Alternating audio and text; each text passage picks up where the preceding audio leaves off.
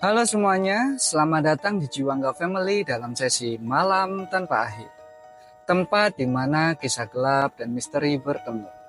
Di sini waktu berhenti dan malam terasa tak berujung. Kisah seram kali ini dibawakan oleh teman kami yaitu Sally. Bagaimana kisahnya? Tonton sampai akhir.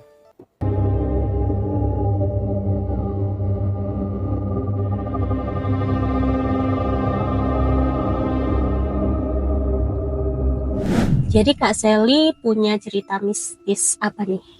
Oke, ini kita langsung aja ya. Jadi aku kan baru pindah nih di rumah baru, yang bukan baru-baru banget sih. Ini aku beli rumah, maksudnya rumah lama aku beli.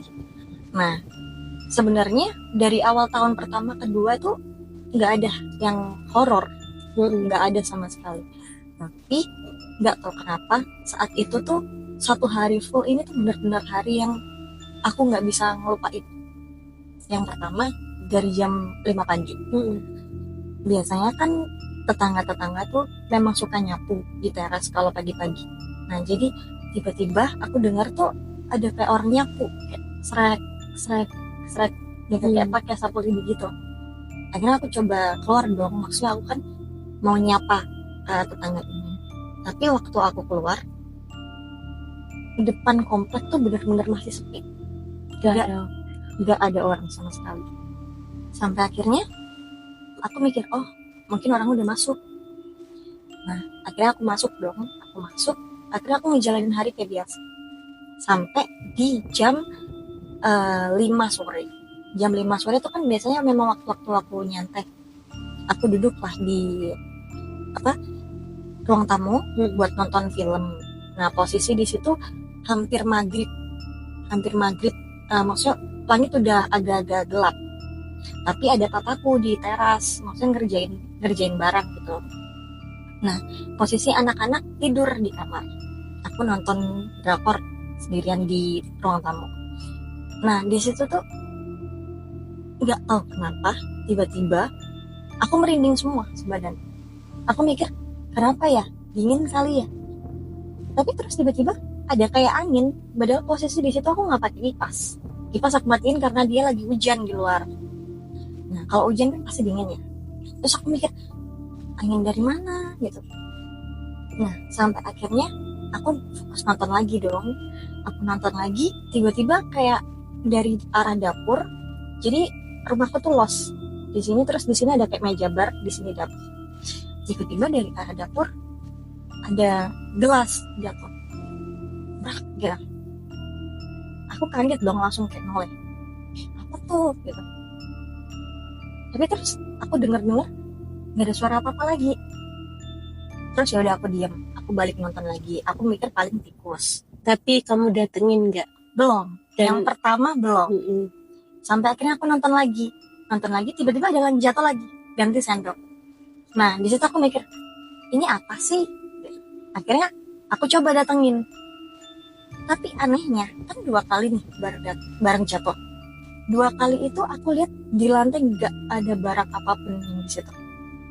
Nah, sekarang aku mikir, terus itu bunyi apa dong? Nah, tapi aku nggak mikir aneh-aneh karena memang nggak pernah ada yang aneh di rumah. Aku balik duduk lagi, terus kayak aku tuh lihat dari arah plafon sama tembok kan ada kayak letan kan biasanya. Nah, itu tuh aku kayak ngeliat semacam warna kulit gini, seret gitu. Terus ada kayak bunyi barang digeser, seret gitu. Aku bingung dong, ini apa ya? Nah, aku kirain tuh anak-anak. Akhirnya aku coba buka kamar, tapi posisi di situ anak-anak lagi tidur pulas. Terus aku keluar, aku tanya papaku, papa habis ngapain? Enggak, papa nggak ngapa-ngapain. Gitu. Akhirnya bingung lagi dong, ini apa sih, kenapa sih gitu. Akhirnya aku coba nonton lagi. Dan yang paling aku takutnya nih, waktu aku tengah nonton, posisi di situ aku nonton film horor yang pertama. Nah, tiba-tiba dari arah ini kan tembok kamar, di sini kan plafon, di sini kan ada kayak ujungnya. Tiba-tiba kayak aku mau noleh gini tuh kayak berat ya, menoleh berat. Tapi di situ tuh aku ngelihat kayak ada sesuatu yang nempel. Sosok Kayak ada sosok yang nempel di situ. Kelihatan jelas. Pertama aku belum berani mau noleh, tapi terus karena aku ini kan orangnya penasaran, akhirnya noleh dong aku.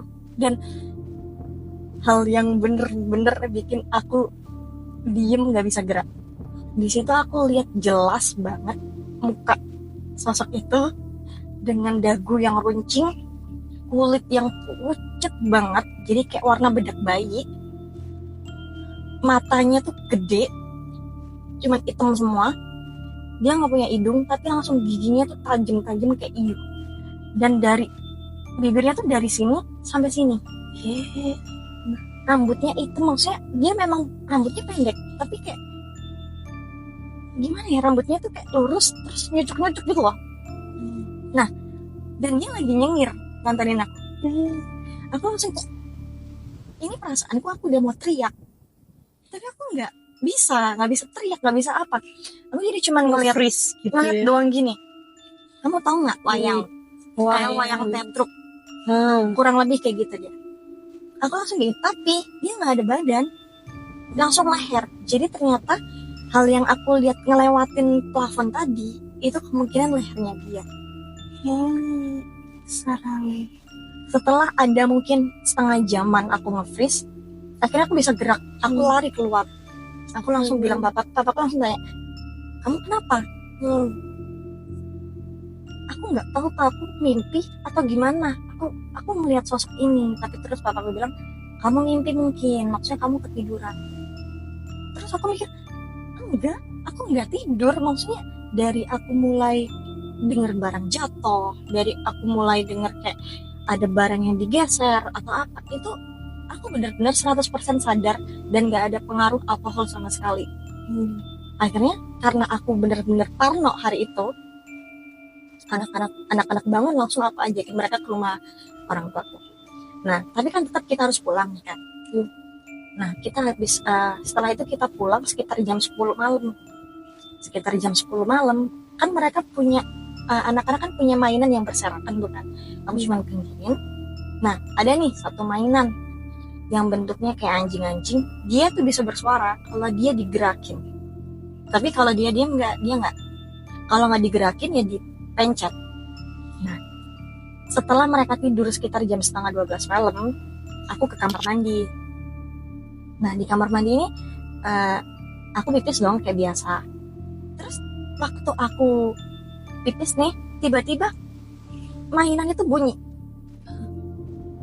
Jadi kayak mainannya tuh bunyinya dorong aku lagi gitu.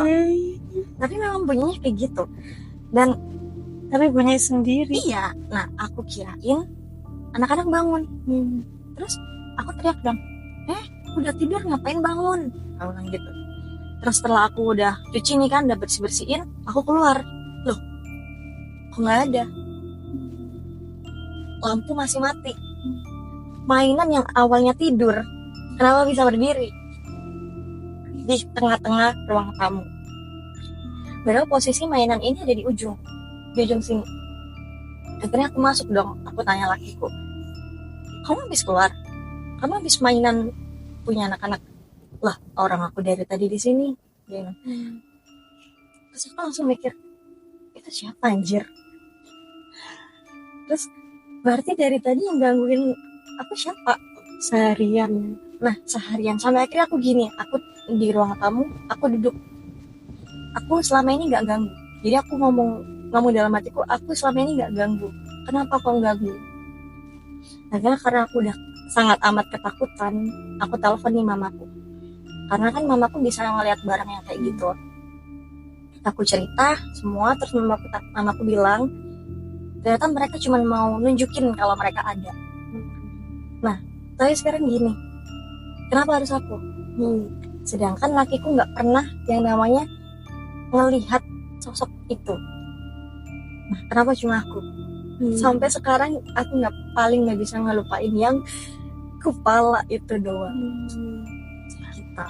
Tapi sampai sekarang itu masih ada muncul-muncul sosok. Kalau muncul aku ngelihat jelas enggak, tapi kayak misalkan suara orang tawa, terus suara orang nyapu, itu masih sering.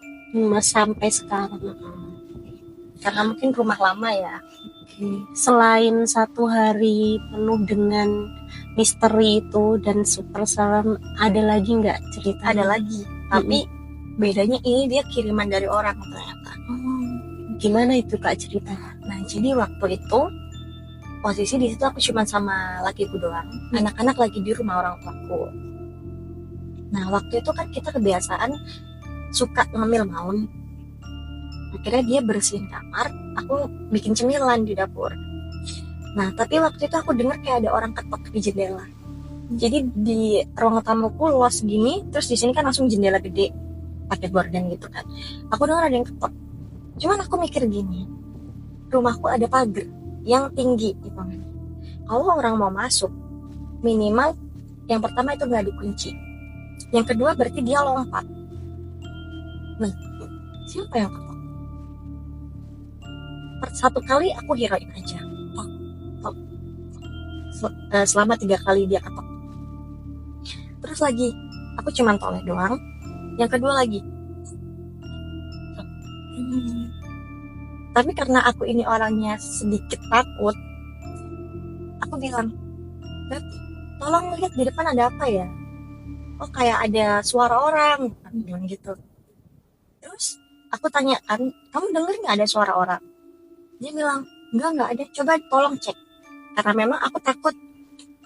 Akhirnya dia buka gorden dan nggak ada apa-apa. Terus aku bilang, coba kamu lihat yang di sebelah rumah itu, coba kamu keluar dari rumah, kamu lihat ke sebelah. Akhirnya dia buka pintu, dia puterin rumah tuh, nggak ada apa-apa, nggak ada tanda-tanda ada orang, dan posisi pagar kuncian. Ya udah kan, akhirnya dia masuk ke kamar lagi. Lanjut dong aku bikin cemilan lagi, tok tok tok. Padahal itu nggak lama setelah dia masuk. Terus aku gini, siapa sih? Aku langsung teriak gitu.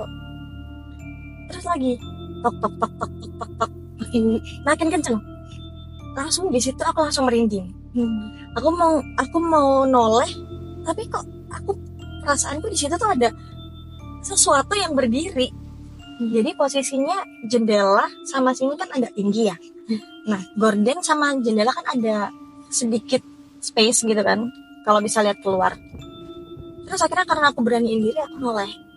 Di situ aku ngeliat ada rambut orang di space ini, dan di bawahnya ada baju warna putih.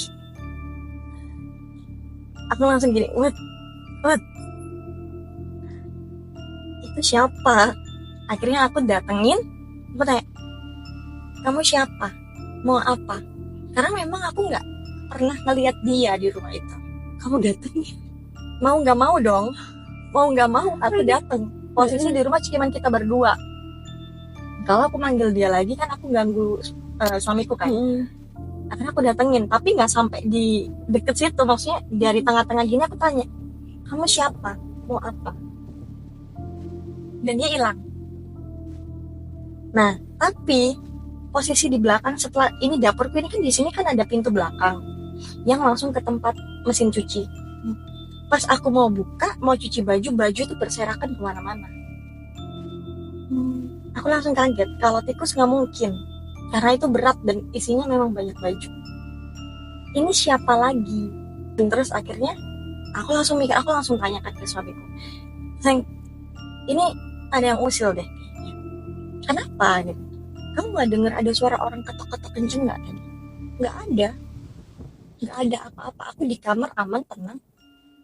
Terus akhirnya, coba deh kamu temenin aku di luar. Nah, terus setelah kita tungguin, kita duduk nih di ruang tamu, diem berdua, nggak ngapa-ngapain, cuman ngedengerin, nggak ada apa-apa. Akhirnya dia, udahlah kamu mungkin ngehalu. Oke, ya udah, kamu masuk lagi. Posisi kan ruang tamu yang di sebelah sini kan lampunya mati, cuma yang nyala di sebelah sini. Aku masak di sebelah sini. Terus aku masak lagi goreng-goreng, tiba-tiba aku tuh ngerasa ada yang ngeliatin dari tempat gelap ini. Terus karena aku nggak berani noleh, aku cuma ngeliat, kan kita bisa ngeliat dari sudut mata ya. Aku cuma ngelirik doang. Di situ aku nggak ngeliat dia jelas, tapi dia bener-bener tinggi, hitam. Beda dari yang tadi. Beda dari yang tadi. Kalau tadi kelihatan, maksudnya dari bawahnya memang nggak kelihatan kaki, tapi kelihatan baju warna putih. Tapi yang ini bener-bener kayak dia cuma sekedar bayangan. Terus aku langsung kayak, dalam nama Tuhan Yesus, apa ya? Apa itu ya? Aku langsung telepon mamaku, Mah, ini ada yang nggak beres. Dari tadi yang dilihatin cuma aku. Terus mamaku bilang, kayaknya kamu dikirimin. Tujuannya ke lakimu, tapi ternyata kelihatannya ke kamu. Padahal selama ini kami nggak pernah yang namanya cari musuh, terus kayak kami ngolok-ngolok orang, nggak ada. Tapi tiba-tiba dikirim, dan puji Tuhannya nggak sampai masuk. Kalau sampai masuk, nggak tahu gimana. Tapi untuk kiriman yang ini tuh udah selesai ceritanya? Belum. Masih berlanjut lagi sampai 3 hari. Akhirnya tampakin terus gitu. Dan modelannya berubah-ubah dari yang awalnya dia tinggi jadi ke anak kecil. Jadi posisinya waktu itu aku sendirian nih di rumah karena suamiku kerja, anak-anak lagi di rumah mama juga. Aku di rumah nungguin lakiku, maksudnya kalau dia pulang kita mau ke mama. Nah, jam 3 sore waktu terang ya, tiba-tiba ada kayak di ruang tamu itu suara orang lari sambil ketawa. Aku mikirnya mamaku udah nganterin anak-anak pulang. Tapi terus tapi nggak mungkin, kalaupun dia datang dia pasti ketok-ketok ini pagar. Tapi nggak ada bunyi apa-apa. Akhirnya aku keluar karena aku di situ takut. Aku seharian kan nggak mau keluar kamar nih kan. Akhirnya aku ngeberaniin diri, aku buka pintu, permisi, siapa ya, aku bilang gitu. Aku keluar dan nggak ada apa-apa. Aku keluar rumah lagi, nggak ada apa-apa juga, dan posisi pagar masih kuncian. Terus tadi siapa yang lari, siapa? Terus pas aku balik, tiba-tiba gelas itu ada di meja bar. Kayak setelah orang habis minum, ada di meja bar. Padahal nggak ada yang minum. Aku tiap minum kan langsung aku simpan kan. Terus akhirnya aku kembaliin, aku masuk kamar. Terus 2 jam aku keluar lagi, gelas tuh balik lagi.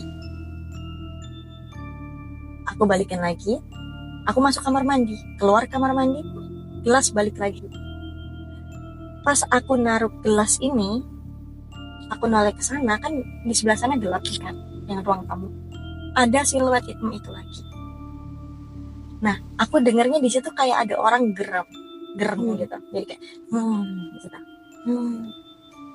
Nah, dari situ karena aku benar-benar takut, aku nangis. Tolong, aku nggak pernah ganggu siapa-siapa. Aku di sini cuma mau hidup tenang. Tolong jangan ganggu aku. Udah, kamu balik aja ke siapapun yang kirim kamu. Aku nggak pernah jahat sama orang. Yang aku rasain kayak ada suara orang tuh panggil, ayo sini ikut. Dan posisinya tuh suaranya kedengaran jelas banget di telingaku. Jadi seakan-akan orang itu ngomong langsung di sebelah sini. Aku langsung kayak lemes dong. Aku lemes. Enggak, aku nggak mau. Aku langsung masuk kamar. Aku kunci kamar. Tapi lagi pas aku duduk diam di kamar, di sebelah kamar kan ada jendela kecil, kayak diketok orang. Ayo main. Aku langsung enggak, ini nggak bisa, ini nggak bisa kayak gini, nggak bisa. Akhirnya aku minta tolong mamaku, tolong mama datang, aku udah nggak kuat ini, aku takut. Akhirnya udah, mamaku datang, nggak tahu gimana dia dan puji Tuhannya hari itu udah berakhir. Yang dari kiriman orang itu. Kalau katanya mamaku, motifnya sih katanya dia iri, dia kayak mau bikin sakit-sakit aja gitu. Tapi untungnya nggak masuk ke kita. Jadi kayak cuman ya memang sekedar kita dikelihatin, tapi untungnya nggak masuk ke badan kita gitu aja. Kalau sampai masuk ya kita bisa sakit parah. Oke, makasih Kak Sally. Kalau dari Kak Sally, semua ceritanya serem-serem ya. Mungkin itu sebagian kecil aja. Kayaknya banyak banget cerita seremnya. Kak Sally sendiri mau kasih pesan apa buat teman-teman yang nonton di rumah? Kalau aku sih pesannya paling yang pertama, karena kan tadi kan terkait sama kiriman-kiriman orang ya. Buat orang-orang yang hatinya jahat nih, hatinya busuk, tolong nggak usah main-main pakai hal-hal mistis deh, karena nyawa orang tuh bukan mainan, yang pertama. Terus yang kedua, kita lebih kayak deketin diri ke Tuhan aja. Terus yang ketiga, kalau ada rumah baru, ya nggak usah takut, minimal mereka tuh mungkin kenalan, yang orangnya itu mereka kenalan. Terus yang kedua, pokoknya jangan lupa didoain juga rumahnya. Ya intinya balik lagi ke poin nomor 2, lebih dekat sama Tuhan. Barang kayak gitu tuh memang ada, tapi bukan berarti kita harus takut. Jadi begitu cerita dari teman kami Sally. Jangan lupa like, komen, dan subscribe YouTube channel ini. Dan buat kalian yang punya cerita horor, kalian bisa kirim lewat email di jiwanggafamily@gmail.com atau ada di deskripsi. Juga untuk teman-teman yang mau jadi narasumber seperti Kak Sally, bisa hubungi di email juga ya. Oke, sampai jumpa di episode berikutnya. Selamat malam tanpa akhir.